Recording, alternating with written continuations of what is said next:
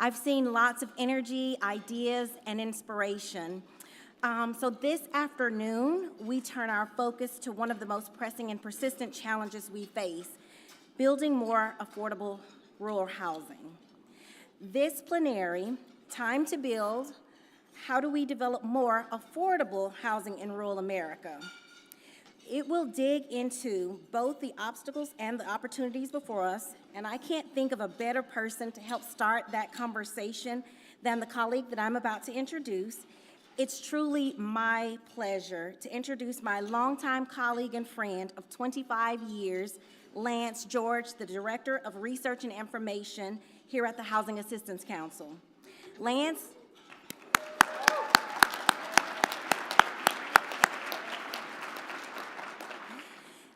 leads tax research efforts with insight, integrity, and an unwavering commitment to telling the real story of rural America. Over his more than 25 years with HAC, he has become one of the nation's most respected voices on rural housing and community development. He was the principal author of Moving Home, a landmark 2005 study on manufactured housing, and continues to shape how we understand and approach housing in rural communities. Lance has since authored numerous reports, articles, and guides, and has informed policymakers, practitioners, and advocates alike. His expertise has taken him to Capitol Hill multiple times. He's testified before the U.S. House and Senate on manufactured housing, persistent poverty, and the state of housing in our nation. He also serves on the U.S. Department of Energy and Pacific Northwest and National Laboratory Advisory Committee focused on manufactured housing research. But beyond all of that, Lance is a trusted colleague, a generous collaborator, and someone whose dedication to rural people and places runs deep. Help me welcome Lance George.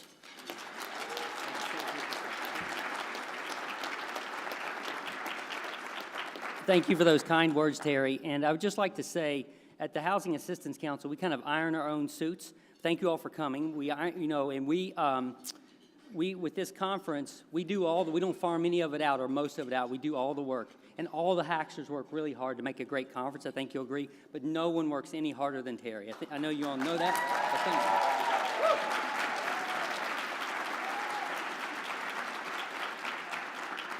And along those same lines, I think this has probably already been said, but I don't think you could say it enough. We've been treated really well here. The servers and the wait staff that have waited on us, thank you.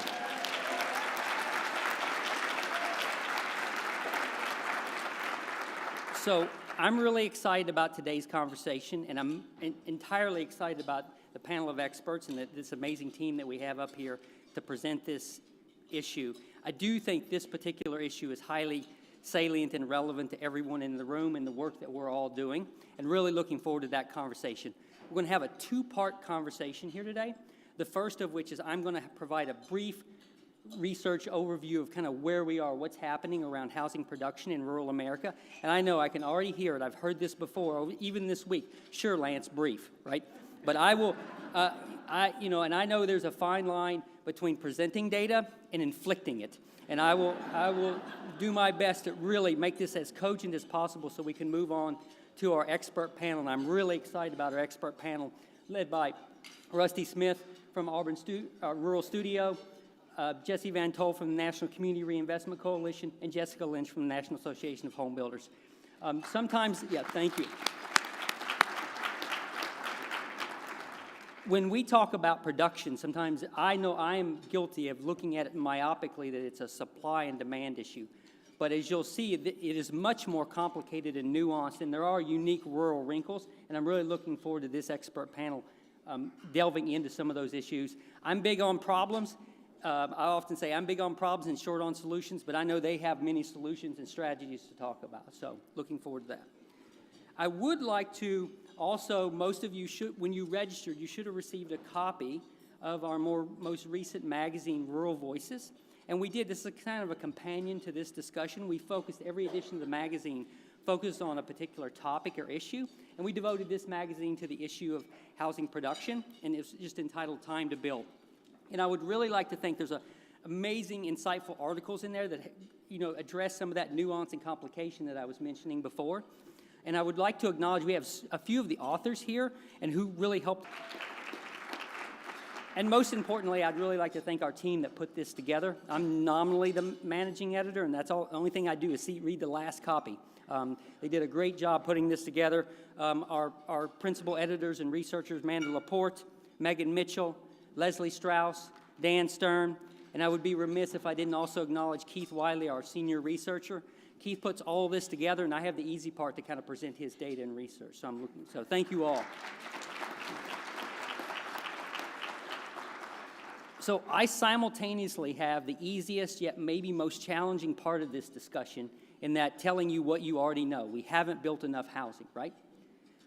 But how do I do that and just not make it completely obvious? And I noted Leslie Strauss, who is an editor. Oh, and I'll go back on the Rural Voices magazine and just note that this is the 35th anniversary edition. So I think that's a minor success with the magazine. The magazine business ain't what it used to be, but we've been around for 30 years. So congratulations to Rural Voices magazine. And so I'm going to restate some of the obvious, but I do have in my writing, it's bad form. I often put things in parentheses because I want to hedge and just say, like economists, like, nope, there's also something else there. It's not good form. So you'll see some pattern here where I put in parentheses to somewhat hedge on the statement. I'm going to do this in kind of 5 or 6, hopefully cogent data points. And the first is housing production has been stagnant in rural America too. We all know that, but there is an and. Just give you an illustration here. This is looking at housing production over the long term. So this is something within the late 1960s. And this is housing units completed every month from 1968 up until the most recent data that we have in August of 2025. And you'll notice there's a lot of information and data there, but you'll notice these dramatic dips. And most of those dips are related to or coincide with periods of economic distress or economic recession or recession. Obviously, the largest of those happened at the tail end near the 2008 housing recession, and you see there has been some measured gain. I think that's an element of this the issue of housing production.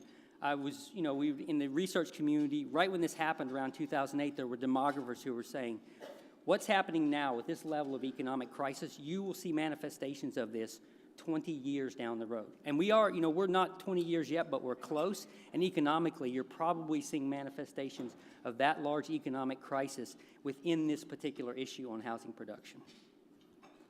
It's harder to discern those production numbers that I just showed in the rural context.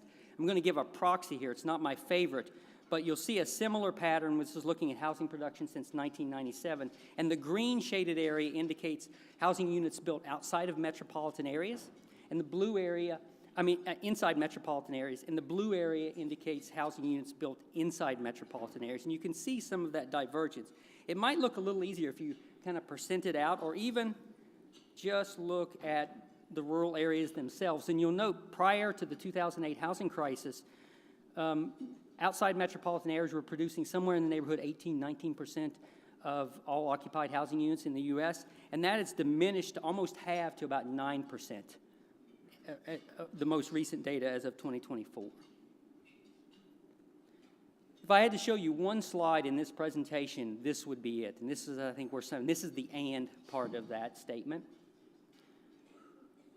We've only looked prior in those previous charts to housing production, but similar to the issue of population or demographics, there's also, and I don't mean to be macabre, but there's births and deaths, right?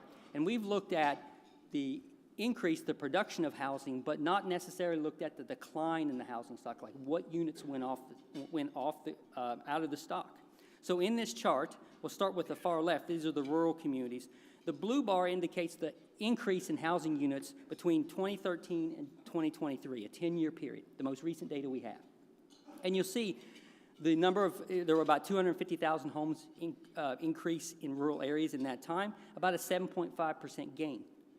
But there was a loss, the yellow bar, there was actually 6.5% of the housing stock went offline. It's no longer there. And you can see those are much more dramatic, and the green bar indicates what's the net change in housing units over that period of time. So the and here is, not only has there not been as much production, but we've lost many more housing units than other areas of the United States.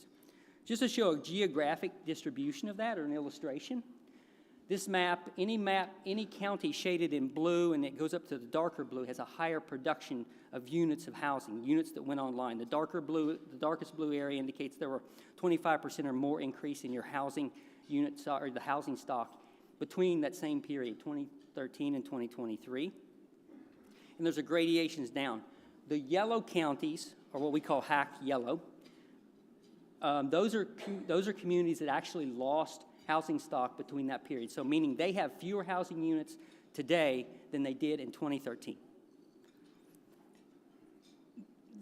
Rural America is not a monolith. As you know, there are rural communities that did gain housing units or had some housing production. Those were most notably in kind of three buckets. On the urban periphery, communities that had economies tied to natural resources or resource extraction, and most notably economies or communities that had recreational or high amenity assets.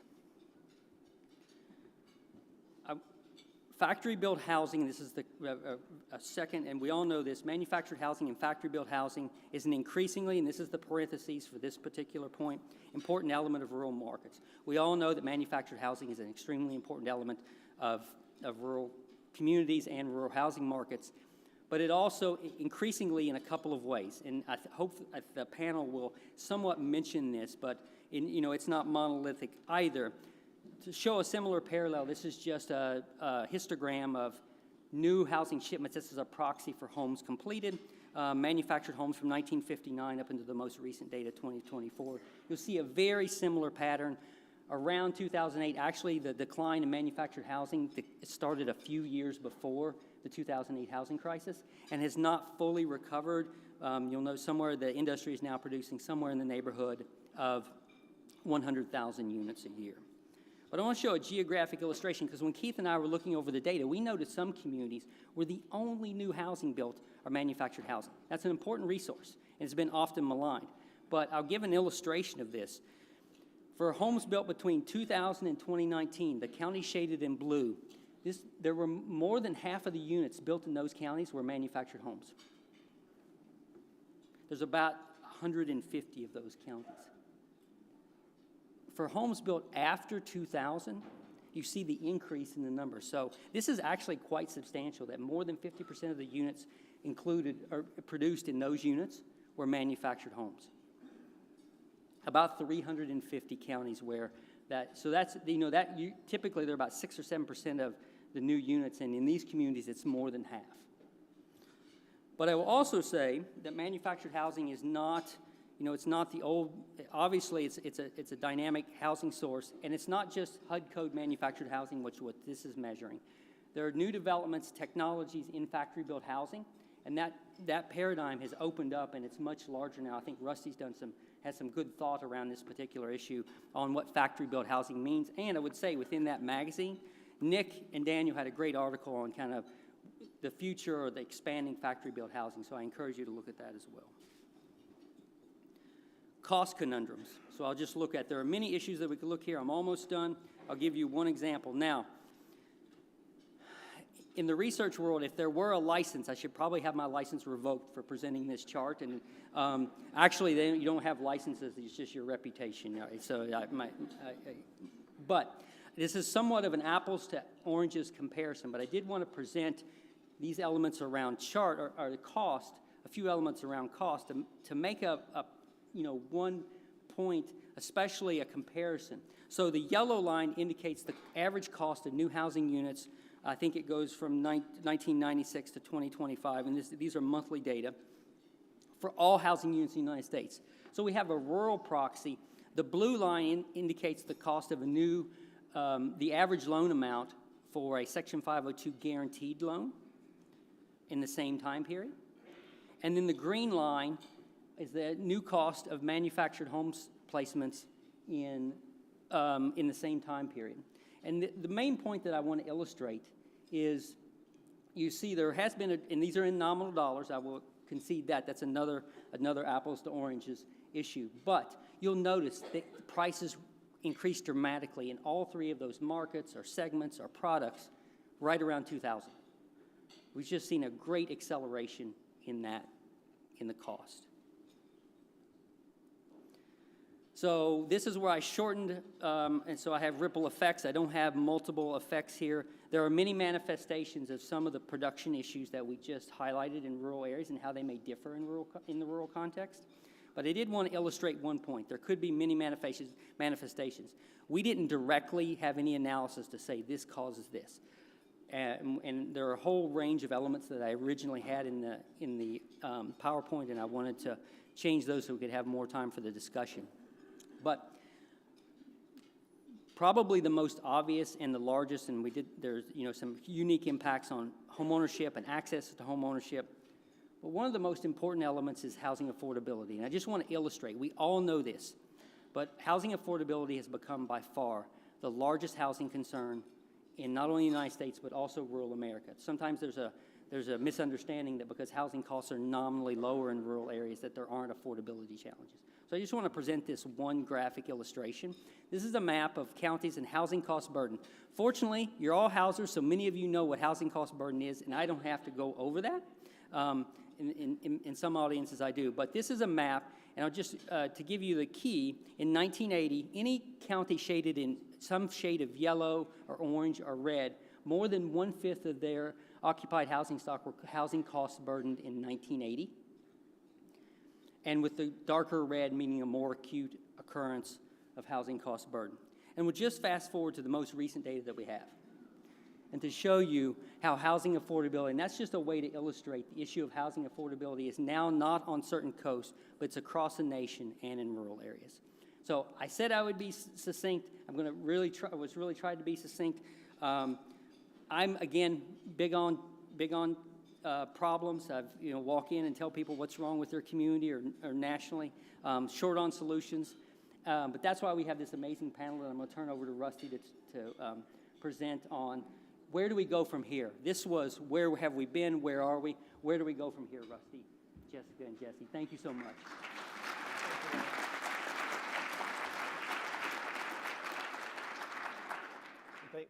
Thanks, Lance. Thanks, everybody. Thanks, Lance, for leaving us with the easy part. Normally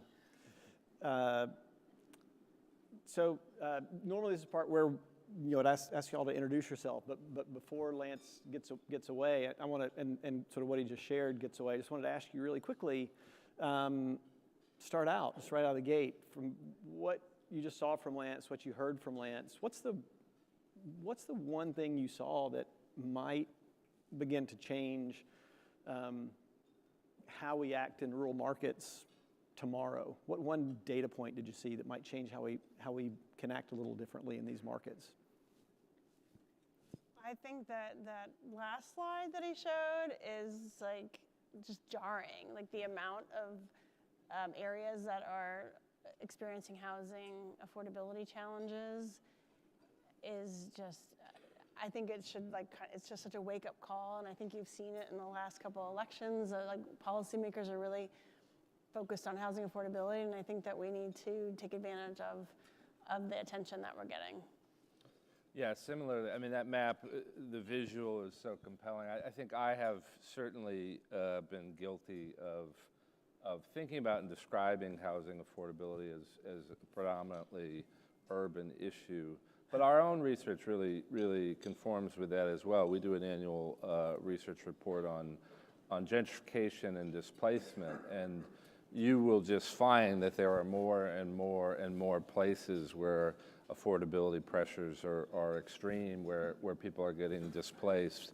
And we see that, we see that demand for non-urban housing is rising faster than that of urban housing. And so that's really shocking. I also thought that his point, I didn't quite capture in my mind the exact stat, but his point about housing stock replacement in rural places is an important one as well. Yeah. So Jesse, you just started to kind of answer a little bit of that of the follow-up. Is there like what should we do differently? And I think sort of talking about it differently is one of those things maybe. Yeah, I certainly think it starts with talking about it differently. And I think we just need to recognize we have such a tendency in a variety of ways to think about certain problems as unique or unique to certain places or to certain people. And of course, there are differences. There are significant differences between rural and urban places. I don't need to tell you that.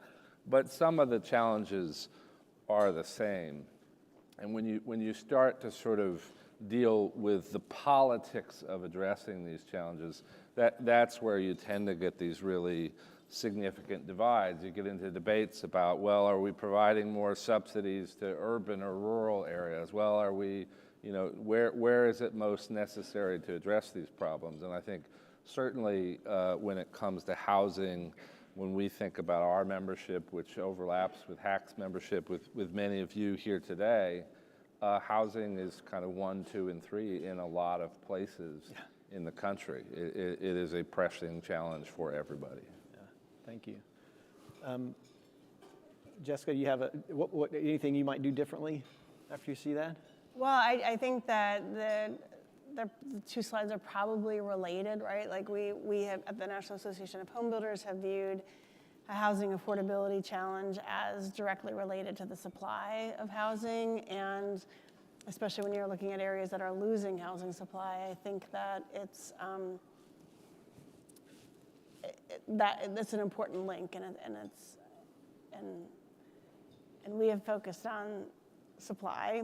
Well, obviously, our builders are built across the country, and they've looked at what we look at as we call them the 5 L's of really what, with housing, there's never like one easy answer. So we kind of talk about the 5 L's, and there are different, they have different degrees of importance in different areas, but they're, lumber and building material, the cost of lumber and building materials, labor, the lack of skilled labor, lots or land, really more buildable lots, lending, so any sort of financing, both for the on the builder financing side and the mortgage, the home buyer mortgage, and laws or regulations so all of those 5 components are really impacting the ability for builders to produce new housing.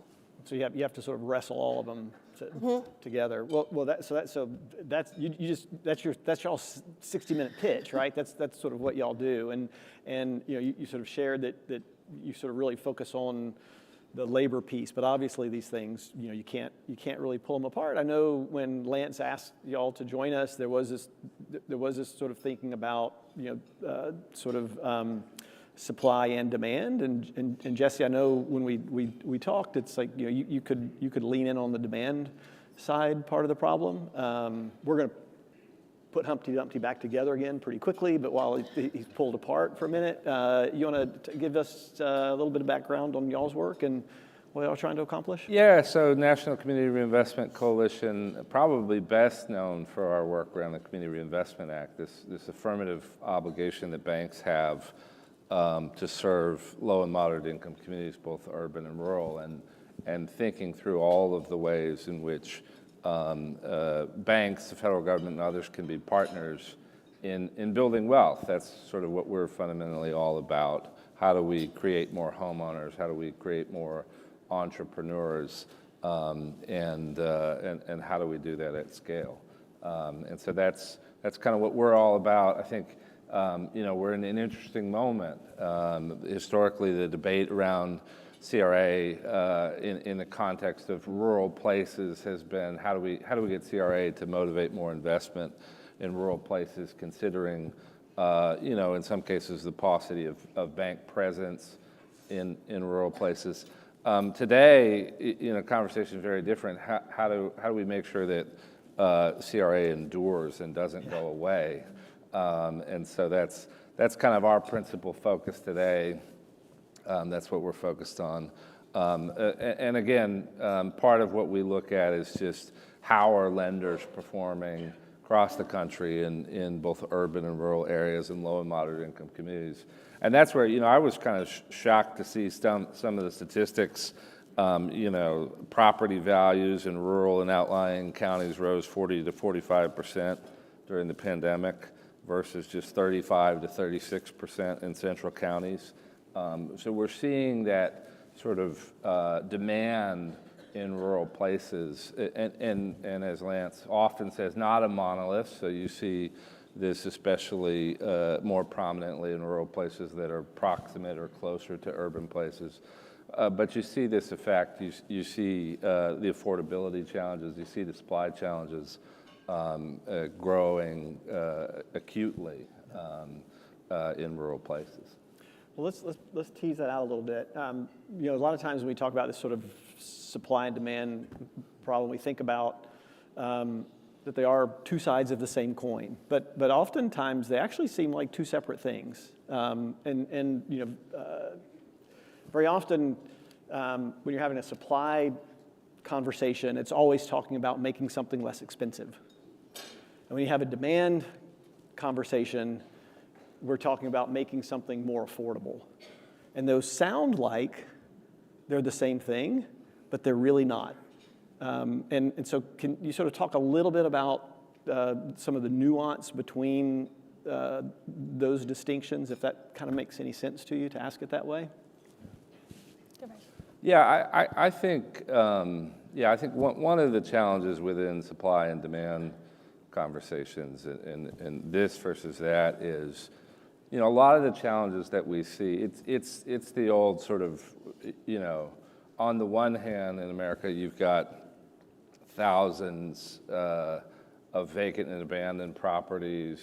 You've got land and properties that are dilapidated and misused, and then on the other hand you have homeless people. How is that the case? You've got this sort of mismatch of supply and demand. And so I always think about, oftentimes the challenges that we're trying to solve, or you might think of them as sort of last mile challenges, is really the transition of something from its current use to its future use. Yeah. And you can see that through a lot of lenses. You can see that through the lens of aging in place, as we see a generation of boomers sort of age into retirement, age into not working full time, eventually age into, you know, sort of old age and starting to experience medical problems and mobility problems. And yet, especially in rural places, you end up with those folks sort of continuing to age in their home, which is increasingly inappropriate for them. And it's this problem of sort of how do you either convert that home to a more age-friendly home, or what are the options to continue to age in place in that community. And in urban places, you have more options, just in terms of different living options that you could transition to.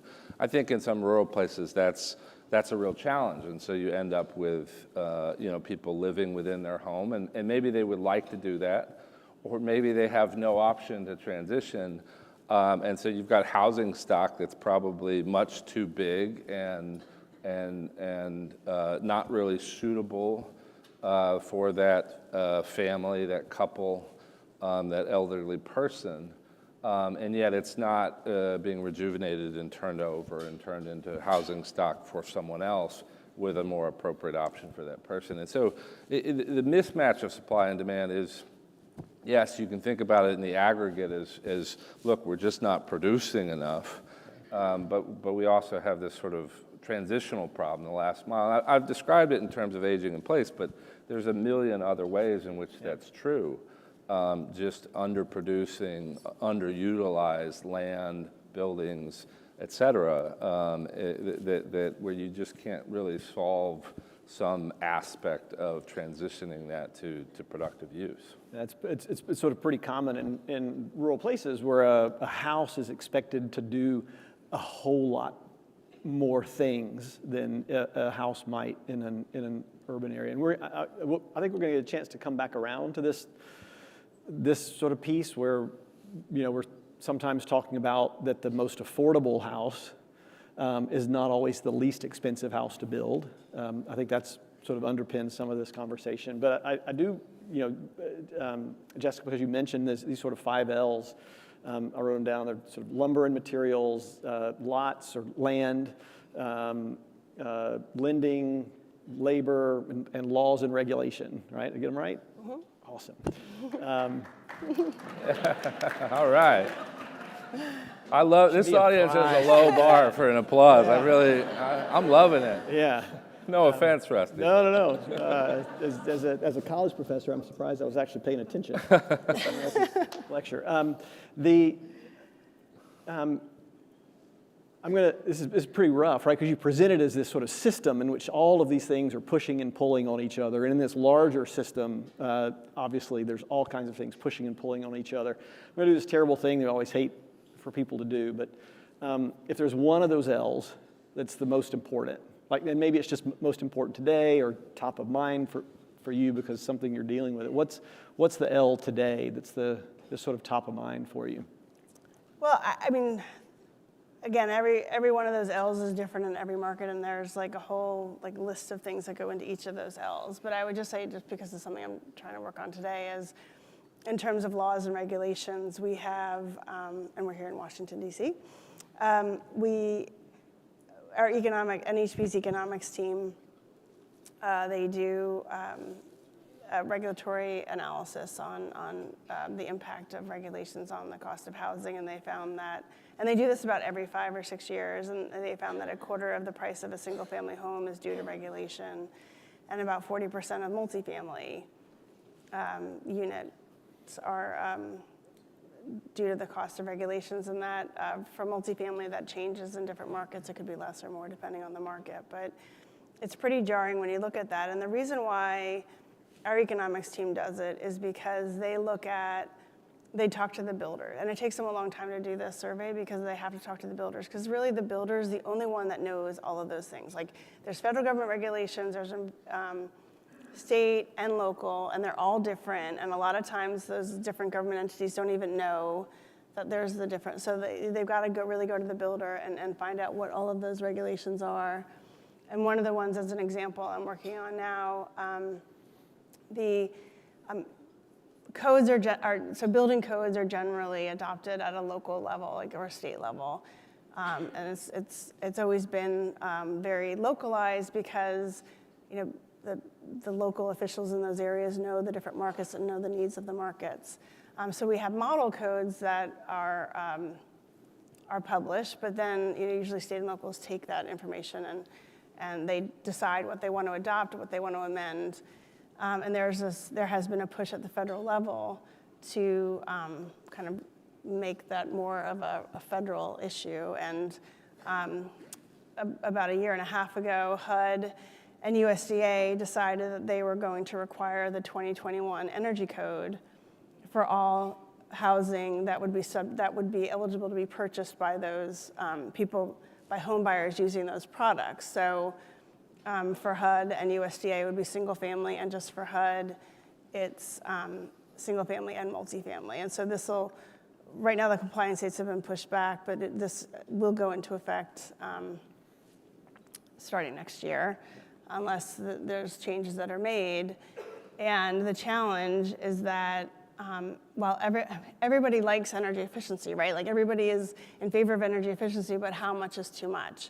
And in particularly, I talked to some members who actually use, like, they build to the USDA direct program. I mean, like, that is a very specific box. I mean, and they're producing new housing. It's not flashy housing. It maybe just has 1 bathroom and 2 bedrooms or whatever, but they're building new housing, which is quality. It's meeting the local code, and it fits a very specific box because it's got income limits and, you know, all that kind of stuff that they build to. And they're like, we can't build housing because these codes are going to add $15,000 to the cost of this house. And that's the difference. And so, oh yeah, but the person could save, you know, $20 a month for, you know, the next, like, 90 years, but they're not going to get into that house if you make this, you know, a requirement for them. So again, everybody likes energy efficiency, and resiliency too is another issue, particularly in rural areas where you've got floodplains and everything like that. But particularly on the energy code side, it's like the new housing just becomes so expensive when you have to really add all these requirements. Can I address that one? Maybe bridge that L laws to labor, because I think, you know, there's this kind of growing consensus on both the left and the right. There's a recent book that's getting a lot of conversation, The Abundance kind of movement, the book written by Ezra Klein and Derek Thompson about this problem of we're just not producing enough. And in a lot of cases, well-intended laws and regulations are standing in the way of that. But I just think about my community. I think sometimes the real effects of some of these laws and regulations are on the people. Yeah. And so what happens when you have layers of laws and regulation that are difficult to comply with, they have costs associated with them. But also what happens is that like the doers get frustrated with having to deal with these things.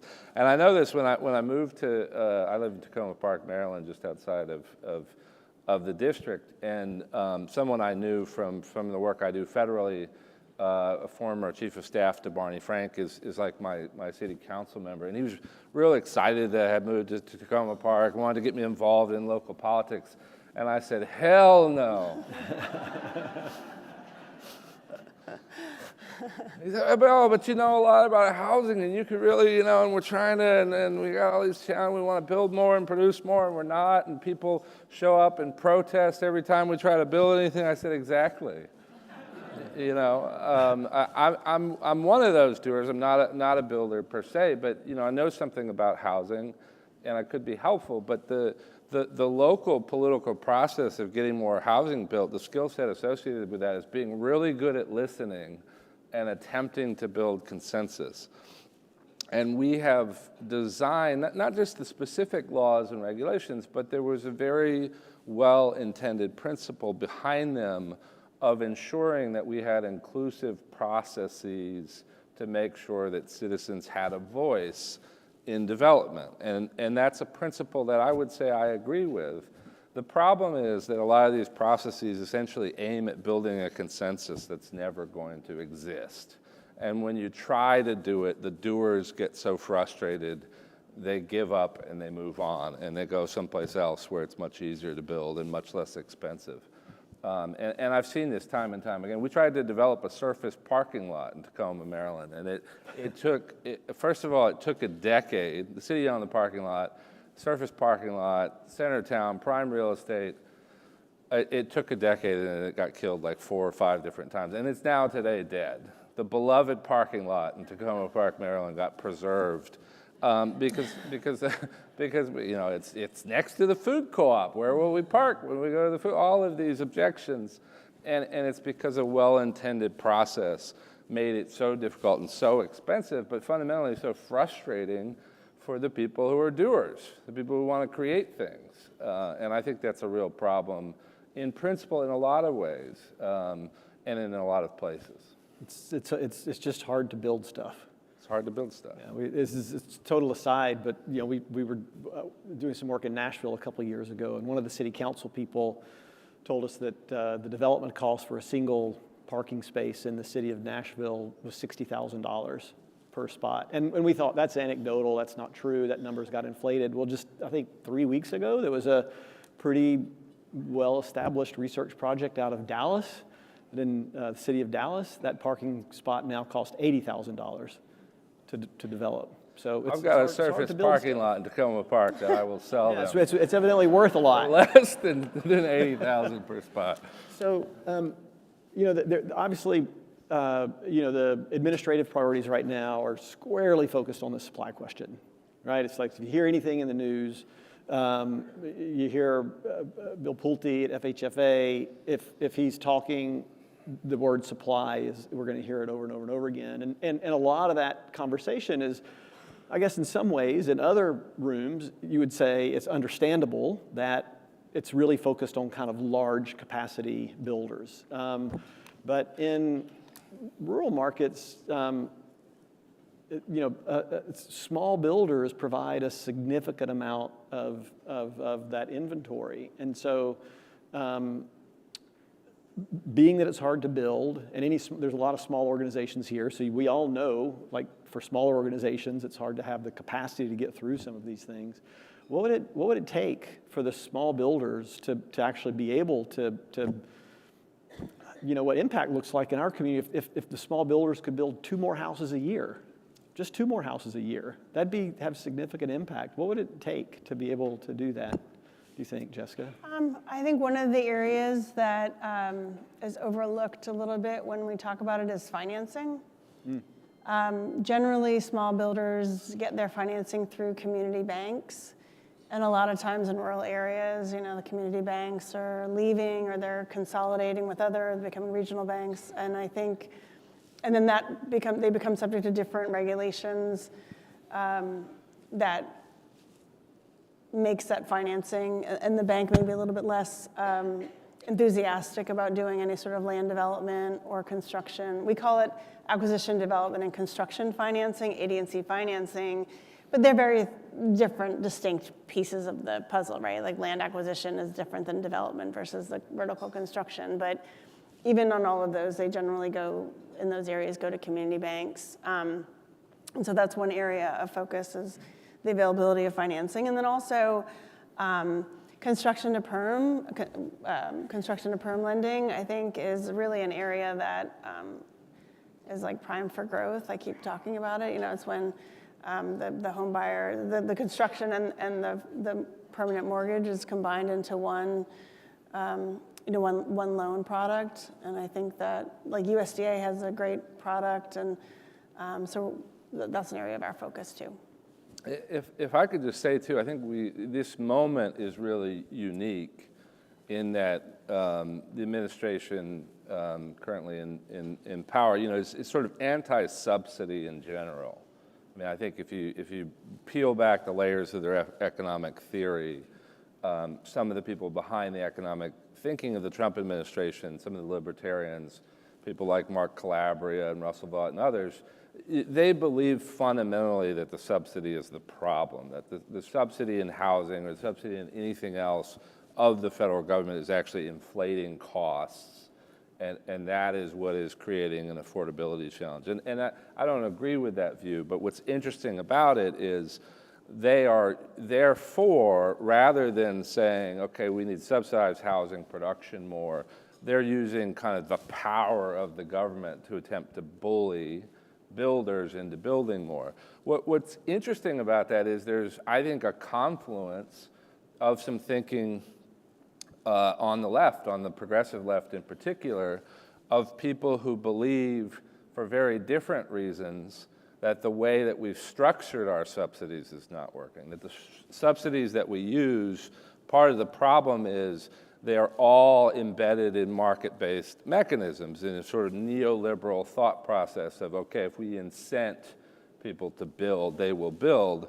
And I think on the progressive left, you have this analysis which says, well, that just actually adds a ton of cost because you've got layers of people taking their profit out of a process. You look at LIHTC or anything else, where you just end up, it ends up being very expensive for the government to subsidize this thing because you've got people taking a lot of profit out along the way. And so what's interesting about that to me is I think you potentially have this confluence on the left and the right of thinking about the power of the federal government directly. And I think the power of the federal government directly, whether that's direct financing of certain activities from the federal government, cutting out some of the middlemen, or other things. I think personally, just to answer it in a very different way, the cooperative structure in rural communities, whether it's farm co-ops or other types of cooperative structures, credit unions, et cetera, ought to be one of the most powerful forces for addressing these kinds of things. I toured a modular housing factory in Columbus, Ohio, yesterday, called Connect Blocks Housing is the name of it. And the guy was describing that principally one of his chief advantages in manufacturing these modular homes is just he's able to buy steel at such bulk and volume that it cuts out a huge portion of his costs. Well, a small builder could do that kind of thing at scale if they had more effective and productive cooperative structures within their communities. The problem, I believe, is a lot of these cooperative structures in rural communities have have just kind of fundamentally failed, that you don't have a lot of vibrancy, that you don't have a lot of competition, that you have in a lot of rural places, one or two lenders. You have one or two options, and they're not really getting the job done. So I think, could small builders build a lot more if they had a more effective mechanism to buy steel and lumber directly from the producers of it, rather than going through a million middlemen? Quite possibly. Well, let's get there in a second. But that where you started was on on this kind of thing we've been seeing a lot in our own work is everybody here, we've all become like really good students over the last several years about supply chains and what those are and how those affect the way we build or don't build. But really, when you started, you were really beginning to talk about this thing that we don't talk about a lot, which are value chains.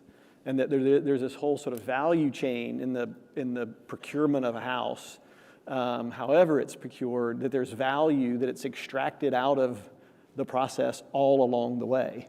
There's value injected in and there's value extracted out. And that value gets injected and extracted well beyond sort of the ground. It happens away from the homeowner, and it happens in large part away from the builder. And so just being able to see that and understand it, and are there ways that we can still have the value that we're looking for, but without all of that extraction along the way, is, I think, one of the challenges. Let's talk about, because Lance asked us to, if for no other reason, but there's lots of other reasons too. You were sort of talking about factory-built housing. The bucket I'll put it in, so as to not get kind of, we're pretty product and delivery agnostic. We just think about where things are built. So you build things on site, and you build things off site, and very often even in site-built construction, there are pieces of that site-built construction that get built off site.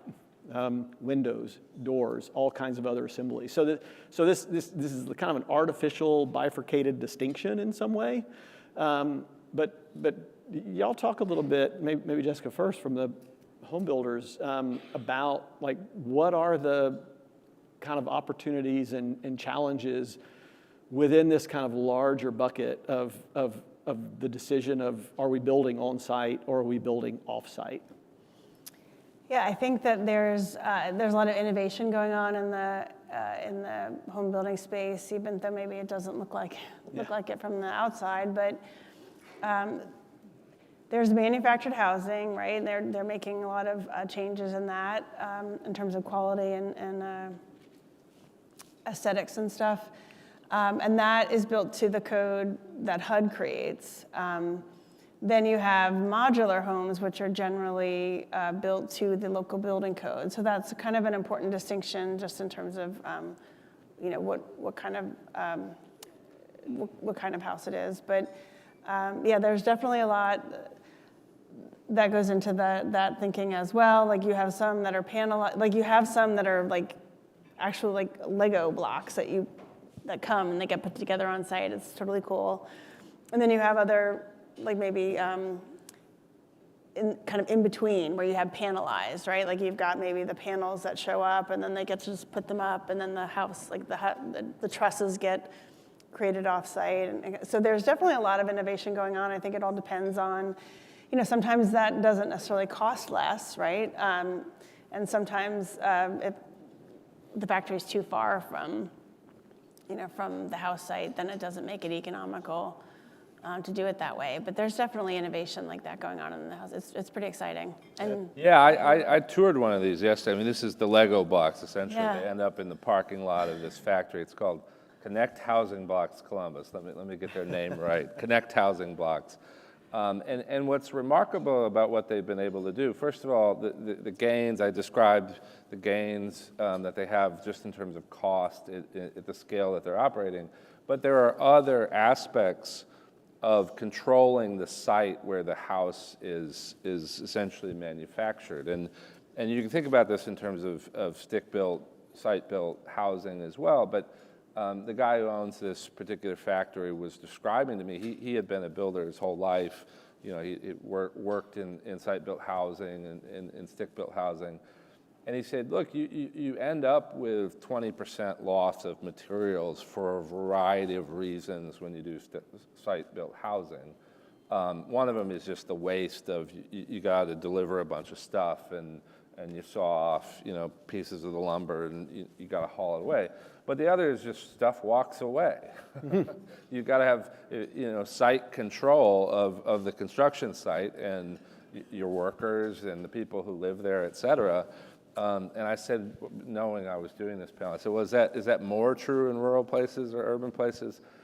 He said, it's a little more true in rural places. And I said, why? He said, everybody has a pickup truck. Because we I can. I thought, you know, easier to haul away a couple of doors, you know, late at night. And so some of these challenges, when you break them down, are pretty interesting. It's fascinating what they're doing. They've you know, essentially re-engineered the process of building a home. And what is very unique about that, when they think about labor pools and what they're able to tap into, because of the way they essentially manufacture a house using pretty expensive and sophisticated equipment, they're actually able to make it easier for a person to work there. And one of the ways that shows up is their workforce is 13% women, and that might not seem like a big number, but in site-built housing, it's about 2% in the construction trades of women. And one of the reasons for that, they've created a process that is less physically demanding for a worker to do in a much more controlled environment. So when you think about the labor challenge of building more housing, part of it is just how can we have more site control? How can we create an atmosphere in which there's less theft and it's easier for a worker to do their job? Well, just to defend the rural worker, as a proud kid from rural West Alabama, I've probably taken some stuff from a job site before. Look. But it's only because I needed it. and I knew what to do with it. So I'm sure you built 2 or 3 houses on it. No, I'm just kidding.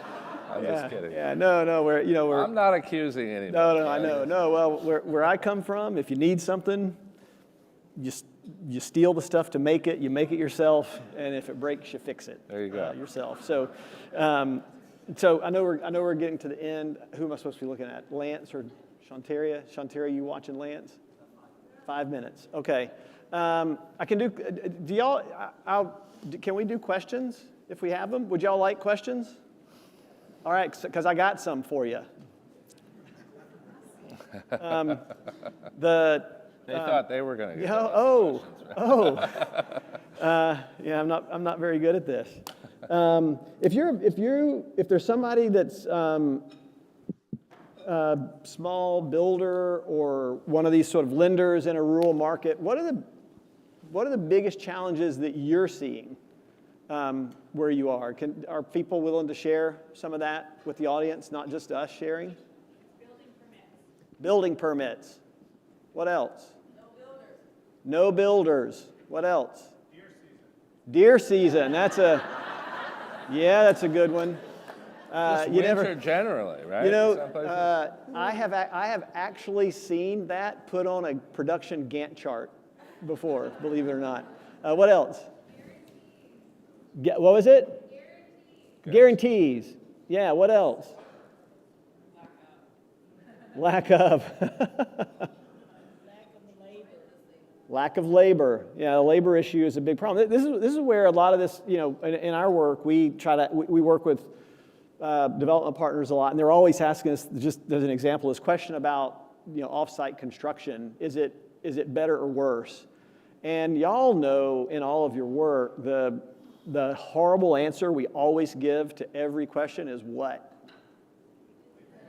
It depends, right? It depends. And you have to go through all the things that it depends on. But this is one of the places where off-site construction makes a lot of just practical sense, right? If you don't have folks to build houses, it's got to be built not there. right? So it's not a big conceptual question, right? It just sometimes makes a lot of sense. So yeah, lack of labor is huge. What else? Anything else?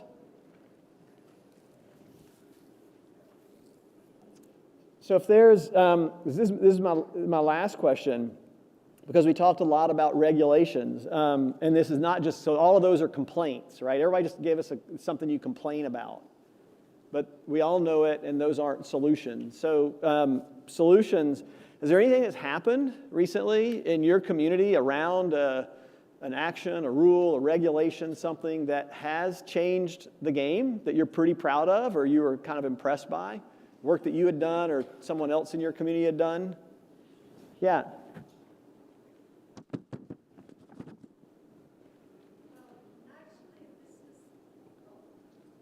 Actually, this is a regulation from Hawaii that was passed many, many years ago, and it's helped me as a nonprofit housing developer.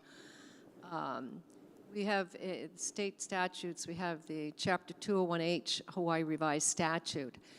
And for a developer of affordable housing, you can be exempt from all planning, zoning, and subdivision requirements except for health and safety. Now, that doesn't mean that you're going to build anything, right? I mean, you still have to go through the approval process, and you route your plans through all of the different agencies, and you essentially negotiate on what would you would have to have for infrastructure. So in a very rural area, I've had deletion of sidewalks, things like that. There might be some obscure regulations on subdivision requirements that are not really necessary for safety reasons. Sometimes overhead electric instead of underground electric, but now I do underground electric because of our Cat 5 hurricanes, right? But elimination of all fees, building permit fees, grading fees, and so forth. So I am developing an 87-lot residential lot subdivision, and I got 11 exemptions through the process. It saved $757,000. Yeah, it's amazing. So that kind of statute, as long as it's used, I've used it in every county in Hawaii. It saved me thousands of dollars. So Well, that's really an effective tool. We Also, exemption from general excise tax. There you go. We got to do all of those things and more. Thank you for There you go. sharing that. I know we're up against time. Jessica and Jessica, thanks so much for making the time to be here today and sharing. Lance, thank you for kicking us off. Where we started with Lance, I'm always struck by the information that he shares about what rural is and what rural isn't. I think we often, how many definitions does USDA have for rural? Anybody know? Lance, I bet you know. Too many. Yeah. It's about 7, right? Depending on how you count them. Every single one of them are basically, it's not urban. Rural is not urban, right? And so rural is often defined by all of these sort of programs that sort of guide our work around absence. And what you begin to see in some of the information that Lance shares is that rural isn't sort of an absence. It's actually a remarkable presence. And we all know about. And I think in the work that you just shared, right, and the work that we've been talking about today is sort of recognizing the remarkable capacity that's in these places and the presence that's there. We need new definitions of what rural is to begin to address, I think, some of these really complex problems. So thank you all both for being here. Thank you all for your time. Enjoy the rest of the afternoon.